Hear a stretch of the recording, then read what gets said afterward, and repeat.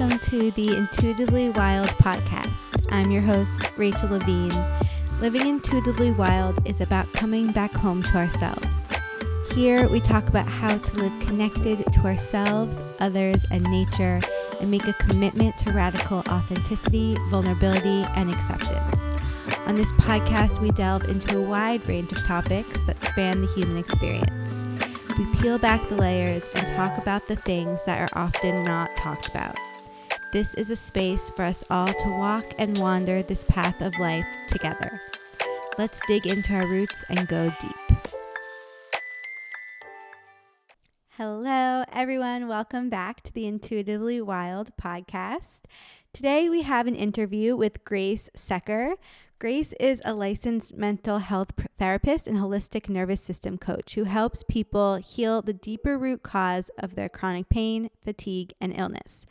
She focuses on the mind-body connection and mental health through her diverse background of personal healing and professional trainings in traditional therapy, energy healing, yoga therapy, and nervous system regulation. She has a private therapy practice called Elevate Therapy and Wellness and runs a group coaching program for healing chronic pain and fatigue called the Mind-Body Healing Method. In this episode, we go into Grace's experience with her eating disorder recovery, her chronic illness, and her divorce. We talk about how hard, challenging experiences can be our greatest points of transformation and purpose, and finding and making our own meaning through our experiences. We also talk about the importance of stepping outside of labels and not seeing things as right and wrong, good or bad, black and white, and about knowing what wellness and health truly means for us, creating our own definition of what authentically living a healthy, well life means to us. And so much more. I'm really grateful for Grace's vulnerability and openness on this episode, and I can't wait for you guys to listen. So let's get right into the episode. Okay, Grace, welcome to the podcast. I am so happy to have you here. One of my favorite questions to start out with is, what is one thing you think people don't know about you that you wish they did? I think that I wish people knew that the outside doesn't always look like the inside for me.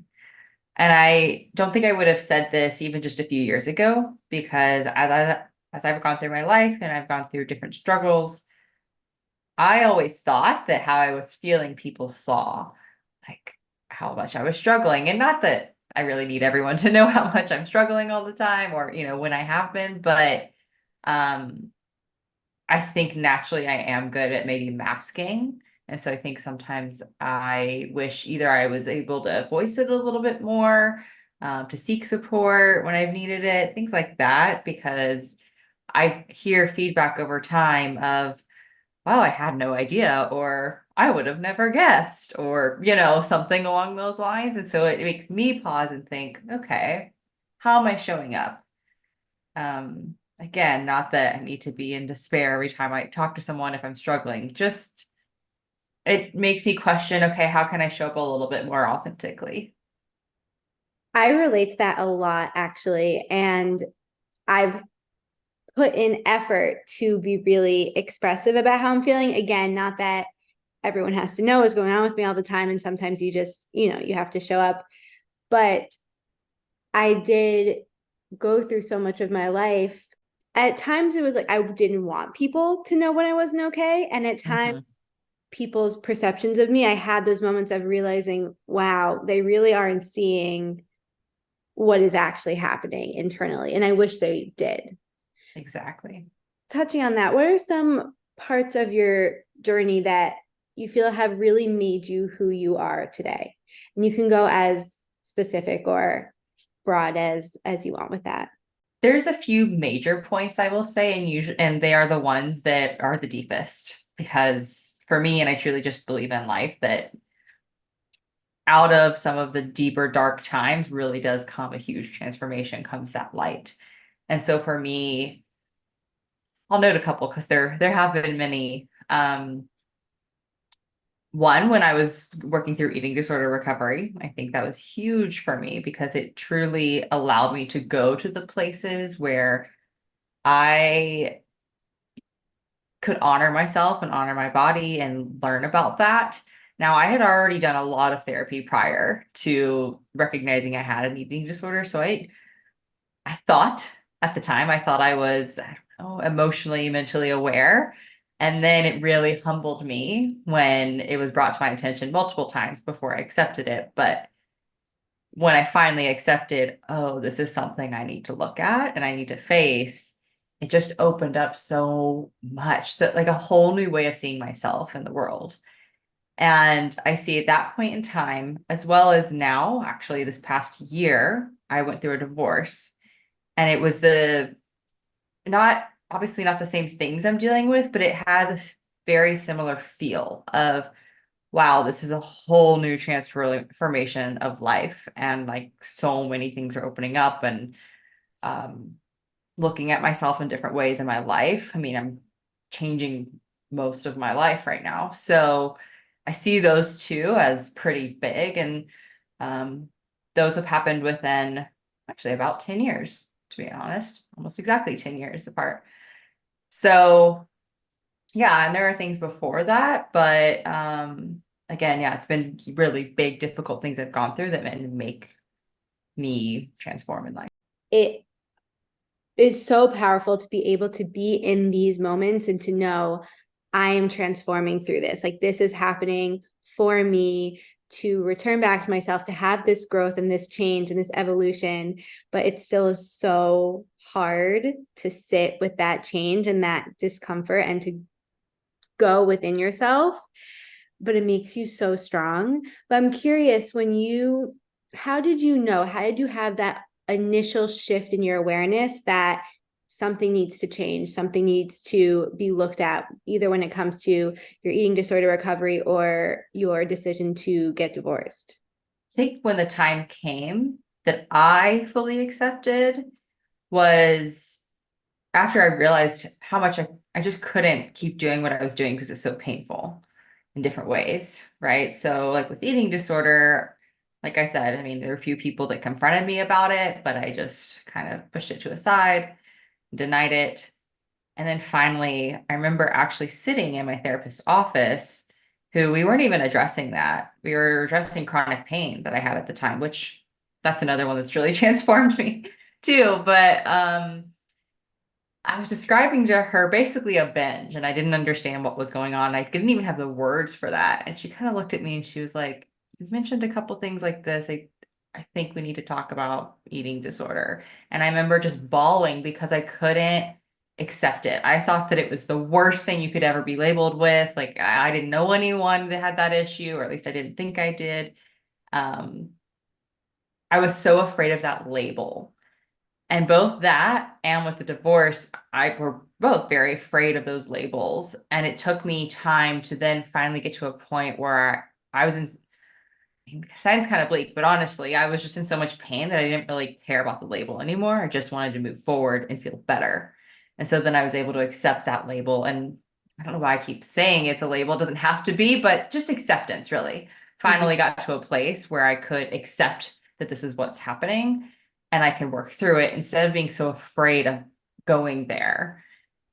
For so long, for both, I was just really afraid of stepping into what it would mean to accept it and move forward because it was really scary, which understandably so, right? Super scary. Um, but I think that's kind of what has to happen. I think, at least from my experience, and honestly, with the clients I work with, sometimes you have to be in that um, going round and round, or like kind of just be in that despair or just really downtime for a while to then have the timing come where it's like, okay, I'm done with that, or at least I'm ready to move forward instead of staying in this spiral. Absolutely. I completely agree. People can tell us they're worried about us or try to help us make shifts, but until it comes from us, until we are ready, until it's like, I can't do this anymore, I need to make a change, it won't happen. And even if you can't yet accept it or fully acknowledge it, just the decision of I'm ready to make a change. I'm ready to open up or talk about this or just be open to something being different. And I think that labels have a place. I think in some situations they can be really helpful. Like for me, when I went through my eating disorder recovery, it was actually really helpful for me to get a label because for so long I felt like I wasn't sick enough, or so for someone to sit me down and be like, no, like this is your truth at this time was really helpful. But I think it can also be really harmful and really limiting. And at the end of the day, it's not about the label, it's about your personal experience and what you're going through and what you need to do. And so for you to be able to look past the labels and step out of that associations that those words have with them and just be really honest with yourself about your experience is so powerful. And that in and of itself is a transformation, to take away the judgment and the stigma and just be like, what do I need to do for myself? Exactly. Usually, at least for me, it's shame with the label. Shame came with eating disorder. Shame came with the word divorce. So much shame.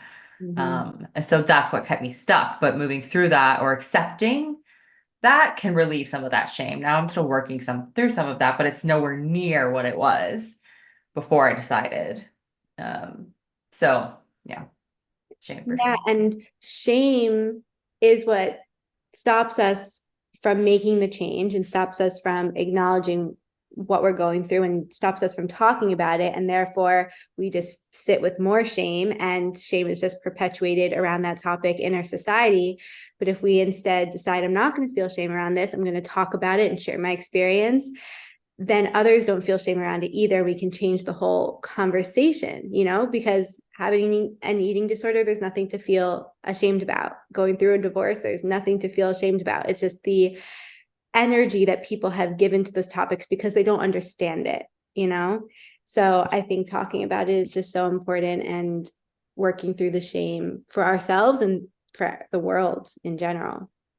Exactly. With either of them and any of my journeys, I never in a million years when I was in it would ever thought that I would be speaking about it publicly, especially on a podcast or I mean, I'm very open and never would have thought that. But once I came to the place where I felt okay to do that, even more healing came, right? I was already working through healing and making changes, but once I started speaking about it, even just to friends or, just opening up in small ways, and now I'm doing it more publicly, that it doesn't have so much weight associated with it.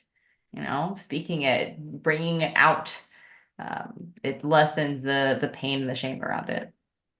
Yes, that has been my experience exactly. And it comes up quite often on this podcast because I feel like a lot of others have had that experience as well of talking about it, really releasing that shame. And for me, I mean, if you had asked me a couple years ago if I would ever talk about my eating disorder, if I would ever talk about it publicly, if I would ever have a podcast, I would have said absolutely not. I mean, for the first like 6 months I was in treatment, barely, only like my parents knew.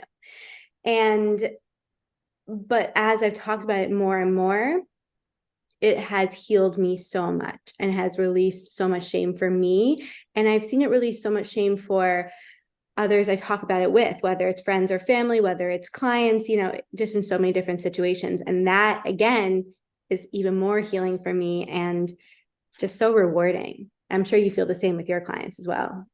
Oh, yeah, it makes me a better person, therapist. I mean, after recovering from an eating disorder, I then became an eating disorder therapist because I was so passionate about it, which made me help more. And not that I would talk about it all the time, but I would share pieces, right? Because it can feel really good and you can connect with someone when they know that you've been through something similar.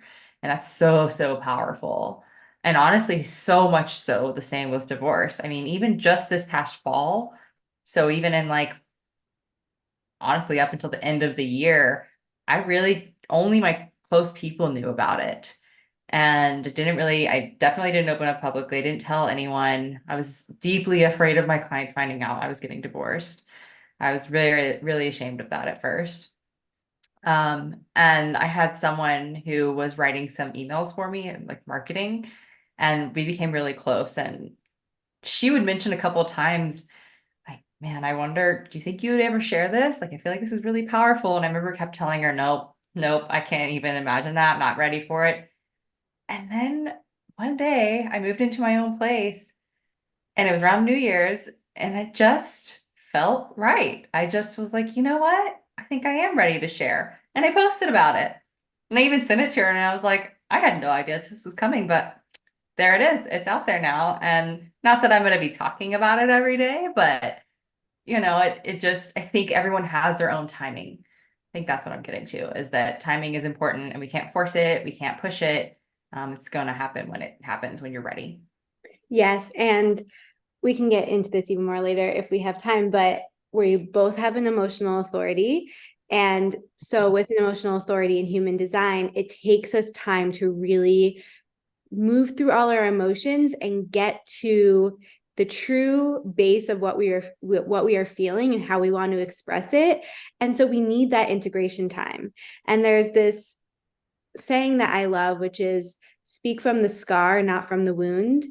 And I think that really speaks to having our own internal process with what we're going through.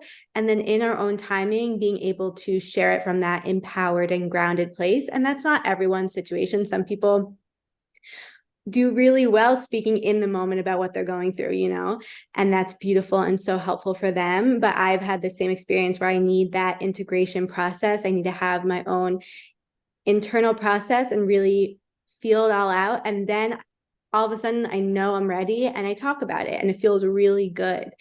And it comes back to knowing yourself and trusting yourself. And like you said, trusting that timing. I love that. Speak from the scar, not from the wound. That's very true to me. I think I've learned that because I've had experiences where I probably shared something a little too soon and then it just didn't feel right, or I probably got some anxiety around it or a little guilt or something. Mm-hmm, mm-hmm. Yeah, I like that. Yeah.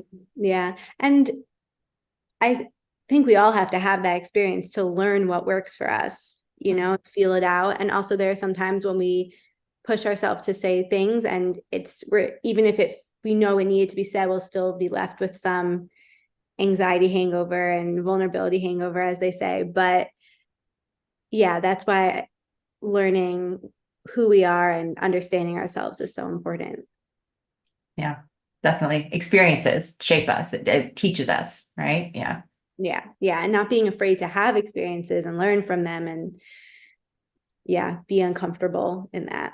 So you started talking about this a bit, but how did you find your way to this profession? When someone asks you, what do? What do you say? Let's start with that. Okay, we'll start there. So now I say that I'm a more holistically based psychotherapist and nervous system coach that focuses on chronic pain, chronic illness, kind of like unexplained chronic symptoms. And my background is really focused, or it pulls from anything from very traditional psychotherapy, which is what I'm trained in, to Reiki energy healing, to yoga therapy, to pain reprocessing therapy. So I kind of bring all of these in to do what I do and specialize in. But really what the underlying, like underneath what I help people do is understand their mind and body connection and tune into themselves. When we have a lot of like chronic symptoms of pain and things like that, really it's our body sending us danger signals and messengers. And so what I teach people to do is listen to themselves more, listen to those messengers, and also try to soothe because we don't need all of those danger signals. And so I teach people to soothe their bodies, soothe their nervous systems, really just understand how to, um, essentially kind of what you're saying is be authentically more us. Because when we can be authentically us, our brains and bodies don't have to freak out and go into danger. Um, so that was a lot there. But yeah, I would say that. Yeah. Yeah. And our work is so aligned. I just love everything you do. And it's so important. And what led you to the work that you do? Because I know that going through your eating disorder experience influenced your decision to become an eating disorder therapist, but all these other pieces. What was your journey with deciding to start your own business and integrate all these different practices? So I'll back up a little bit to even just my decision to be a therapist started pretty early on. As I said before, even before eating disorder days, which were really my early 20s. I honestly didn't develop it till then, which is a little different. But before that, I was very depressed in high school, middle school. I went through a couple different traumas, and so I was put in therapy as a teen, and it completely changed my life. I mean, I'll say this is that it helped me manage, and without that therapy in high school, I I was very suicidal, so I don't know if I would be here today if it wasn't for that. And from there, I went straight into psychology in undergrad and then counseling in grad school because I knew I had to. At the time, I thought, okay, I'm going to be a therapist like my therapist was. I had no idea it was going to transform into what it is today, but that's what led me to just initially be trained in therapy because I felt so safe and the ability to express myself as a teen, as a girl teen, was huge. So I wanted to provide that safe place for others.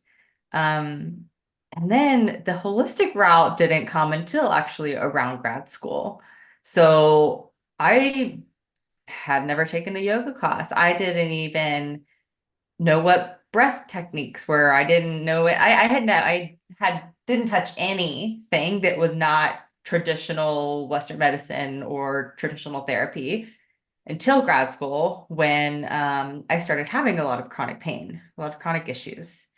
And I was going to lots of different doctors. And thankfully, I had support from my family to try more kind of like naturopathic and alternative doctors. And so I started down that route, which led me to working with a pain reprocessing therapist. And once I did that, within around 6 months, like 80 to 90% of my pain went away. And so I was kind of hooked. Meanwhile, I started doing yoga. I started going to a therapist who did yoga, who taught me how to meditate for the first time. And this is so funny, but even back then, I, and I think because partially it wasn't as big as it is now, but also I just didn't know. So I took a meditation class from my therapist. But I remember being so not ashamed, but almost secretive about it. I thought people would think I was weird that Mm. I would like sneak out of the house and go to the meditation training at night because I didn't want people to know where I was. Like I look back at that thinking that's so interesting. I don't know. I didn't want to explain it. Um, but then from there, honestly, it was yoga that really kind of brought me into the just different ways of being world. And since then, I've just dived into all kinds of things. And like I said, I became Reiki energy healing trained. Um, After grad school, I had a bit of I was burnout. I was very burnout. And so I actually took a pause. I was like, I don't know if I can do therapy. I don't know if I'm cut out for it. I was overwhelmed. And that's when I went down more of the energy healing route. And so um, I was very focused on that for a while. And part of my eating disorder, though, I will say, was very focused on like clean eating, clean health, clean lifestyle, all of that. And so when I went through recovery, I actually pulled away from it a little bit. I pulled away from like holistic lifestyle because for me, I dove headfirst into it and it became too rigid instead of helpful. So now I recognize the balance between all, really. I have a very just kind of balanced outlook. Um, yes, I'm going to lean more towards functional medicine and mind and body healing. At the same time, I'm not going to like force myself into some rigid mindset of doing things one way. And I truly believe that's more one way holistically, one way non-holistically. Like if there's a rigid mindset around something, it's not helpful. So that's I mean, there's so much to this question, and that was even a long-winded way of saying it all. Yeah, but I'll end there. Yeah, no, I'm smiling because, and I shared this. I did a podcast recording with Grace for her podcast, which you should definitely listen to. And I shared a bit about my experience, and it was really similar to that. And I also had the experience where I had to pull away from yoga and this quote unquote healthy, perfect, balanced lifestyle and find my own balance and figure it out for myself. And I do think that it's not what you're doing, it's how you're doing it. And what can be so helpful and healing for one person can be traumatizing and harmful to another. And what can be helpful and healing to one person can be traumatizing and harmful to that same person, done in a different way at a different time in their life. And we have to be able to be really in tune with that and really honest with ourselves about what our intentions are and why we're doing things and how we're doing them, and be willing to see it from a different perspective and not be so black and white about it all. But it can be really, really challenging to do so. Yeah, it truly it can. Um, when we can take off, I mean, we talked about labels, right? When we can take off labels, and we could take off, you know, one way to do things, one right way to do something, whether that is how you eat, whether that is the type of therapy that you do, what you wear, whatever it is. It doesn't matter what it is. If you think, or if you've been told that there's one way to do something, that's so limiting. And it's harmful because that's not possible. We're all human and every human is different. So we all need a few different things.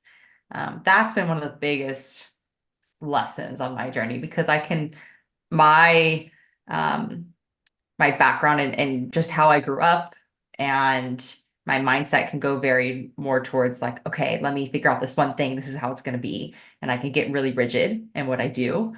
And that not only just comes from me, but truly that is how my household was. And so I've learned a lot on how to be a little more flexible, take the reins off and find more balance in whatever it is that I'm doing or teaching.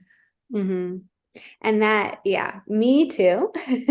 And constantly checking in with myself and seeing how things feel and what I need and how they're serving me, and allowing myself to change and even giving myself room to change in the moment. I just don't want to put any labels. Like I'm just like, I'm just me in this moment. And like, that's all, you know? Yeah. Yeah. I think it's taken, from my experience, I mean, I can say, I guess I've been recovered, if you will, for years now. And I think every year has become a little bit different. And now I can lean into identifying with something that fits me and aligns with me. But I will say I have to watch it a little bit when I do think that I need to become that box or be in that box or be in that label. But I'm better at just being able to identify with it because it really fits and aligns with me and I enjoy it at this time. But it doesn't have to mean forever. It used to be like, okay, this is me. This is going to be for me forever. And like you said, same people would know me for things, right? So allowing the flow to know that I like this right now and I'm really enjoying it. So yeah, for example, um, I'm getting back into climbing, rock climbing, and I love it. And it's really fulfilling me and just like bringing joy and fun and play and movement, right? And like I'm getting better at it and I'm getting a little bit stronger. And I have had the thoughts of like, oh, this is going to be my thing. I need to get all the gear. And like, this is my lifestyle now, right? And then I have to pull back and be like, okay, I mean, sure, I am doing it a lot right now. But yeah, it doesn't, who knows what's going to happen in next year, 5 years, whatever. Um, so you have to play with it. Yeah. Yeah. And that's we have to play with it. That is one thing that I've really held on to and embraced in recovery and just in life in general now, is like being able to play with things that I used to be so serious about and just letting it be light. Like it just not taking it all so seriously. Exactly. Yes. I'm curious because we both, you know, have had these similar experiences and our businesses are kind of part of this wellness world. And I struggle with that word wellness, but I'm curious what that word means to you and what true wellness means to you. So it means so many things, honestly. But I think wellness means truly, so much comes back to being authentic because I think that's what this is. So really authentically taking care of ourselves in a way that fits us and in a way that we need. And that will totally shift from time to time. What I need this year is going to be different next year.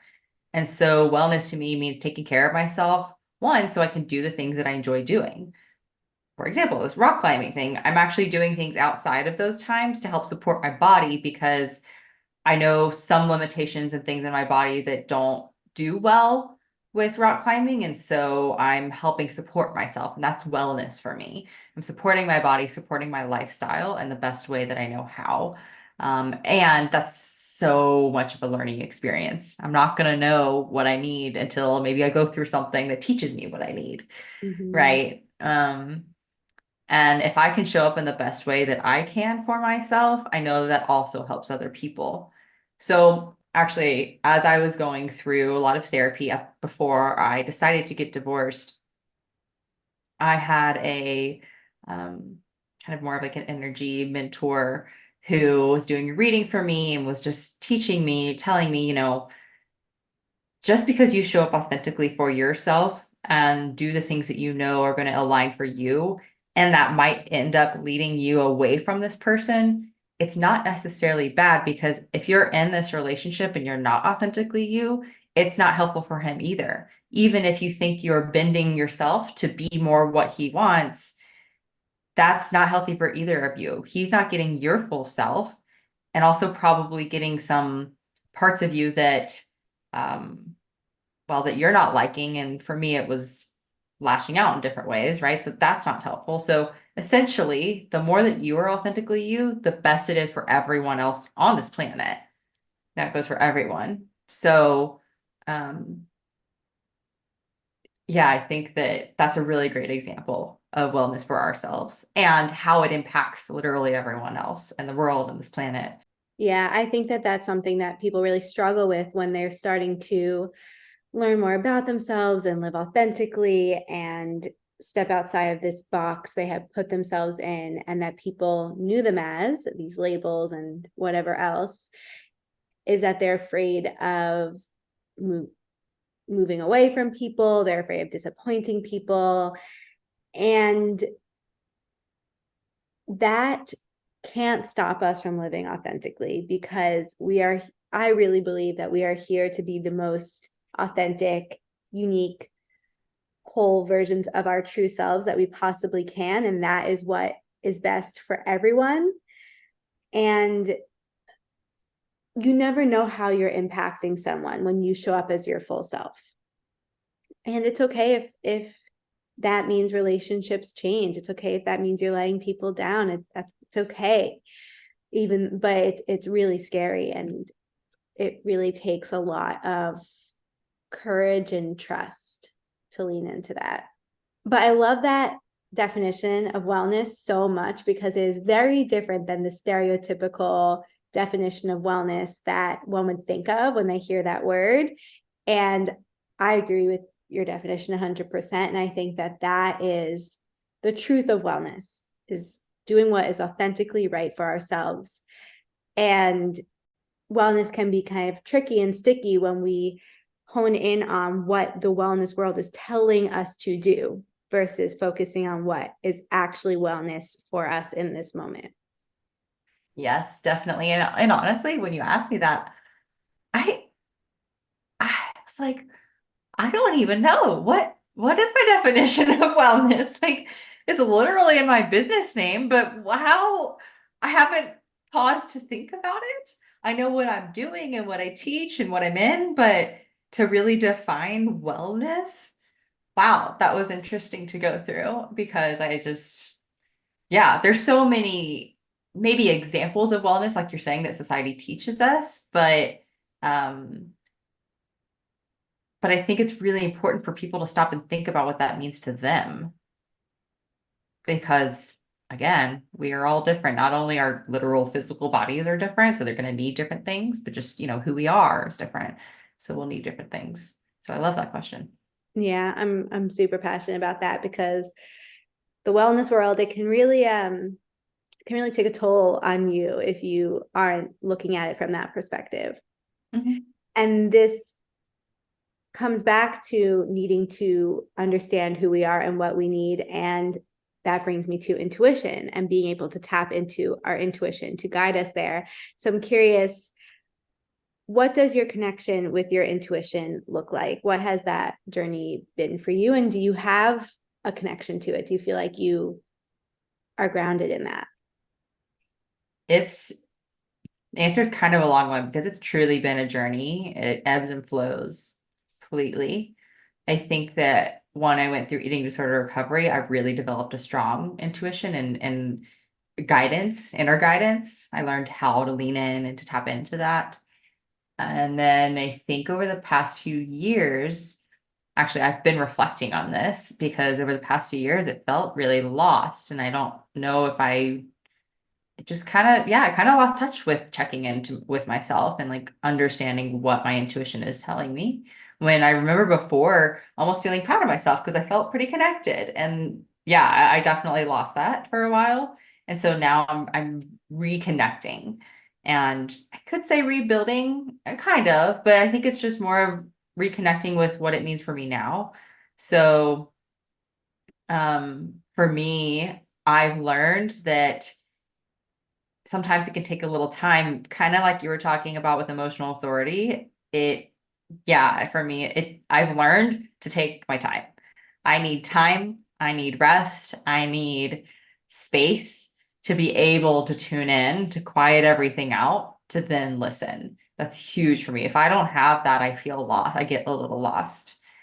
So I'm really honoring that actually these days, learning to honor it a little bit more. So, yeah, for me, my intuition is definitely shaped and shifted and changed over time, but um, I've grown with it. Yeah, and it does ebb and flow. And then certain parts of our intuition are stronger in certain topics at certain times. And the more it ebbs and flows, it's kind of like an upward spiral staircase. It's always getting stronger, even if we feel really disconnected at times. We're always learning more about it. And it's just about finding the tools that bring us back time and time again. And I think a lot of what you're saying makes so much sense for you specifically because your emotional authority is it's connected to your heart. So if your heart isn't in something, you won't it just doesn't work for you. Like your whole heart has to really be in something and you really have to be devoted to it in that way. And that's another way you'll know that it's right for you, according to your human design, of course. um and really trusting that. So I think that's beautiful. Yeah, that makes a lot of sense. If I'm in something, I'm in it. And I mean, yeah, I will definitely throw myself into things, get passionate about it, and then I'll still be connected to it, but move on. So I can completely see that. And if I'm not, oof, I really drag my feet and have a hard time like leaning in and just even if it's simple, getting something done, it's hard to do if I really don't want to do it or if I'm just not aligned with it that day. Yes, yeah, yeah, yeah, I relate to that. What is something that you wish people talked about more or that you wish you were able to talk about more?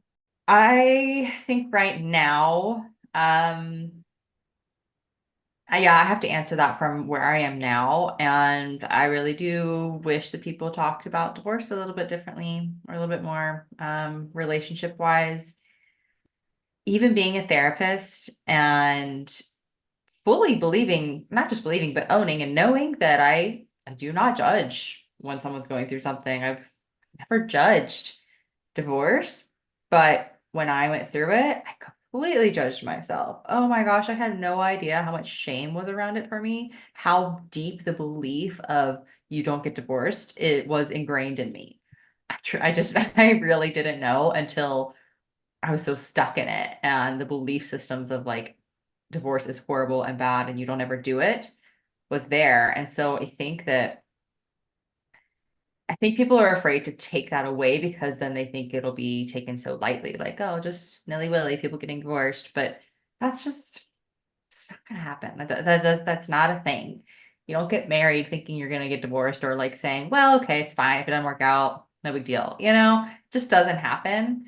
And so I do wish that it was talked about more, just the idea of, um, of no shame around it, and that whatever is supposed to happen in your life is supposed to happen. So now I truly do believe that um, it was supposed to happen. I was supposed to get married and I was supposed to get divorced.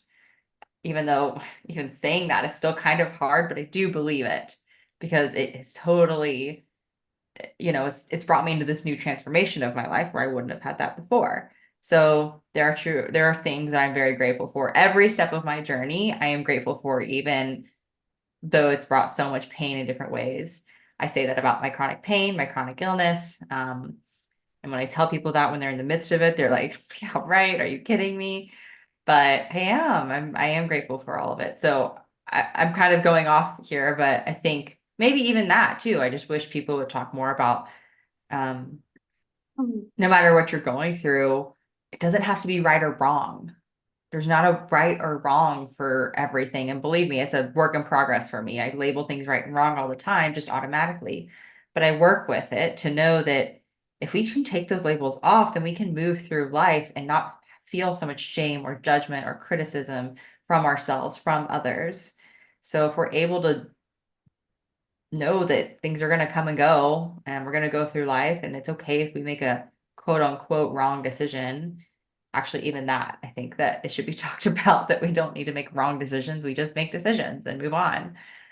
Um, yeah, this is taking me all over, so I'll pause there. No, I love everything you're saying. There's so much I want to take out of that. One, yes, there is no right or wrong decision. It's this decision that we have decided to make in this moment. And, the more we learn how to trust ourselves and our intuition and really listen to that, the more we can make decisions that feel aligned for us. That's still going to lead us to divorce. That's still going to lead us to quote unquote failure, because we need to have experiences, and they're not right or wrong. They are just the experiences we need to have to continue to grow and be the people we need to be.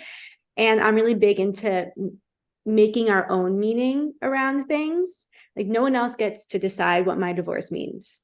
No one else gets to decide what my eating disorder meant to me. I decide that my eating disorder changed my life and made me the person I am today.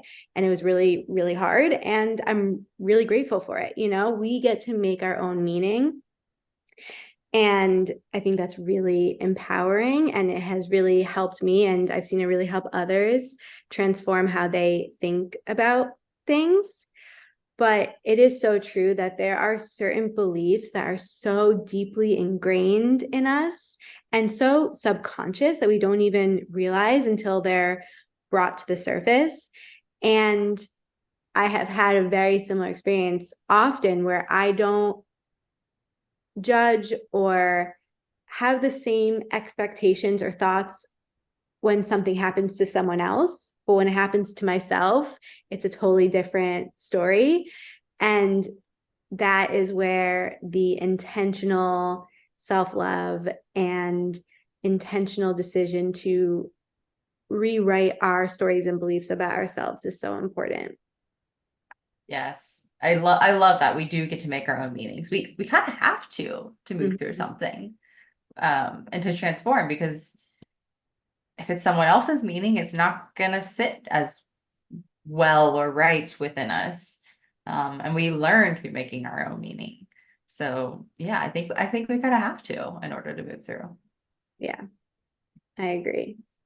And I feel like you have touched on this a bit, but was something that you used to feel shame about that you now either love or accept or embrace about yourself? Yeah, I definitely will say just my mental health journey in general, but specifically eating disorder and specifically divorce for sure. Like I've said, lots of shame around those, so much shame. And now I truly am grateful for that. Even I will say, even around my kind of chronic illness journey, which is surprising I haven't touched on as much, but even though that wasn't, I didn't believe I was doing it to myself, so I didn't have as much shame in that sense. But Mm. the shame around, like, I'm different, why is this happening? How can this be happening? There's obviously something I'm doing or something that's wrong, right? And the spiral that can happen with that when there's unexplained symptoms or someone telling you you're just going to have to live this way. There's just a lot of despair and isolation and shame that can come around that. So, my automatic, I've noticed, is to go to, I'm doing something wrong, I'm shameful. That's my automatic belief system. And I see it and work with it all the time because, yeah, I'm someone that definitely blames myself other than someone else. Even in any kind of situation, I won't see something else going on around me unless it's, I don't know, like obviously, like super obviously blatant. Um, I'll automatically think if something's going wrong, it's my fault. Mm-hmm. So I think that I have felt shame a lot in my life because of that just automatic belief system or mechanism that I subconsciously do. Yes. Yeah. I think a lot of people can relate. And again, it comes back to not blaming ourselves, not shaming ourselves, and knowing that we are always doing the best we can each moment, and especially when it comes to chronic pain. I feel like sometimes what you have to work through with chronic pain, I have seen, and you can tell me if this has been your experience, seen similar to certain mental thought patterns you have to work with that are similar to eating disorders, because it's, I feel like the two can be like, it's my, something's wrong with my body, like it's my fault, my body's bad, like it's turning against me. And really rewriting that and knowing that our body is always taking care of us and always working for us. And yeah, I've seen those two pop up for people dealing with both challenges. Has that been your experience? Yes, it's very true. And I think there's kind of two levels with it. So initially, usually when someone's having some type of chronic pain or illness symptoms, they are seeking outside support because it's a physical issue, right? And in our society, we're taught if there's physical pain, there's a physical cause. So go to a doctor, figure it out.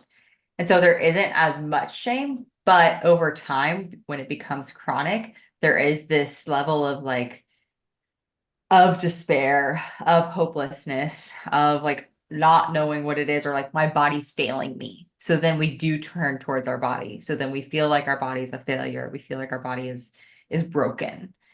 And then when you start to recognize that there is a mental component, like a mind body component to it, whether that's nervous system or recognizing that um, you can retrain your brain around chronic pain and learn how to work with their emotions around chronic pain, then it can shift into, oh, so I can control this. And then I try and it's not working as well as I thought it should. And then, oh, it's my fault. Then it's my fault I'm having chronic pain because I'm told that now I'm supposed to be able to control it, right? Control, end quote. Um, so that can be kind of the journey. So there's two parts of it. One, my body's failing me. Two, oh, I can work with it. I can control it. Okay, yeah, well then it's not working and I'm failing. When really it's totally a process. It's not just like, oh, one day I notice I can control it. The next day, then cool, I'll control it. It goes away. It doesn't work like that. It's a process. Um, so yeah, and kind of like with eating disorders, yes, we can learn tools to manage and work with and really probably not experience many symptoms as much anymore. But then when something comes up and we end up, I don't know, binging or restricting or whatever, it can feel like, oh, I'm bad, I'm wrong, or shame the fact that I can't control it. So yeah, definitely. Yeah. Yeah. And I think that this desire to control and be perfect can guide so much of the shame that we feel, because we're never going to meet those expectations of ourselves. And being really compassionate with ourselves, having so much softness with ourselves when we're moving through these healing processes, whether it's a mental illness or whether it's chronic pain or whatever else you're moving through. I know I've had the experience where I felt like I had to be so hard on myself or else I wouldn't move forward, or else I wasn't working hard enough. And this goes for so many areas of my life. But really, the softer and the kinder we can be to ourselves, the more we can show up for ourselves and the deeper we can go with our healing. Exactly. The space, the time, the comfort, the softness. Yeah, it makes such a difference. Especially when you your automatic can be like self-criticism, shame, rigid control. Yeah. So, living intuitively wild means living dedicated to your true, authentic self, no matter what. How do you feel like you live intuitively wild? I think this is an ongoing process. And so through truly like unapologetically doing life that fits me is how I'm living intuitively wild. And so, for example, I just moved to Colorado a couple months ago. And I moved here because I wanted to be in nature, closer to the mountains.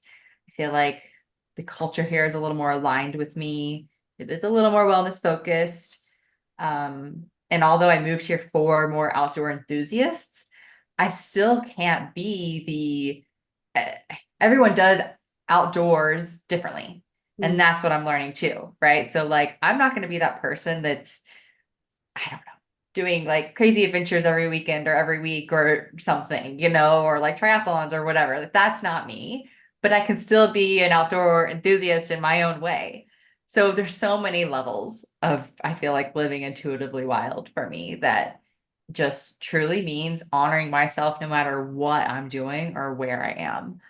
Um, and yeah, always a work in progress. Yeah, and I feel like it brings us full circle back to not having labels and not having to Yeah. fit ourselves into these labels and be this perfect picture of this label and then hold on to it forever. It's really about, I guess, well, first of all, deciding what that label means to us and then not needing that to define who we are and just being honest with what we are, who we are, what we need in this present moment. Yeah. So please share with everyone everything or anything about the work you're doing, how you serve clients, what you're really excited about right now, anything regarding your work that you want to share.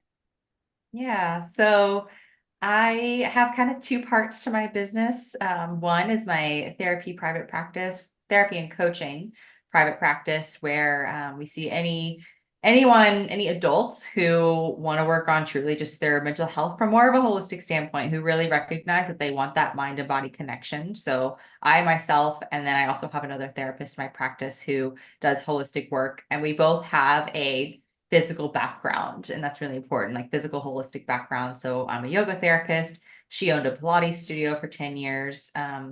And so I'm really specific about who I work with to make sure we have that holistic mindset around mental health.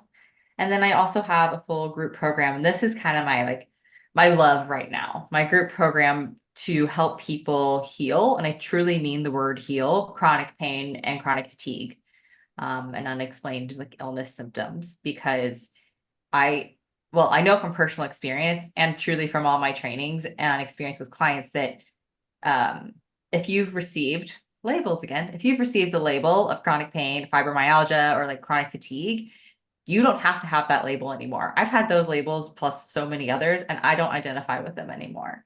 And so this is what I help people do in my group program to truly find their inner knowing and rewire their mind and their body to not have those symptoms anymore.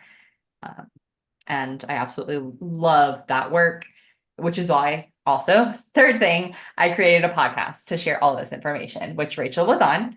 Mm. So yeah, my podcast Heal with Grace is another love and passion that I'm doing right now to just get this information out there. I really want people to know they can heal and don't have to suffer behind these chronic symptom labels anymore, because um, there's there is hope, there is health. Yeah, and I think that you really saw what the quote unquote wellness world, what the healing world needed, and are finding that white space. And that's exactly what you're meant to do as a projector in human design, and doing it with such heart, such knowledge, wisdom, and grace. And it's really beautiful. Thank you. Thank you. Yes, thank you so much for coming on. I'm so grateful, and it was so much fun. This was wonderful. I feel like you and I could talk for hours about all this. So Yes, yeah. I Thanks, Rachel. agree. Thank you so much for joining me on this episode of Intuitively Wild, the podcast. I hope it helped deepen your connection to yourself, sparked some insights, and inspired you to live intuitively wild. If you enjoyed this podcast, it would mean so much to me if you would share it with others and leave a rating and review. And please reach out to me. I would love to connect with you. I will see you next time for more magic.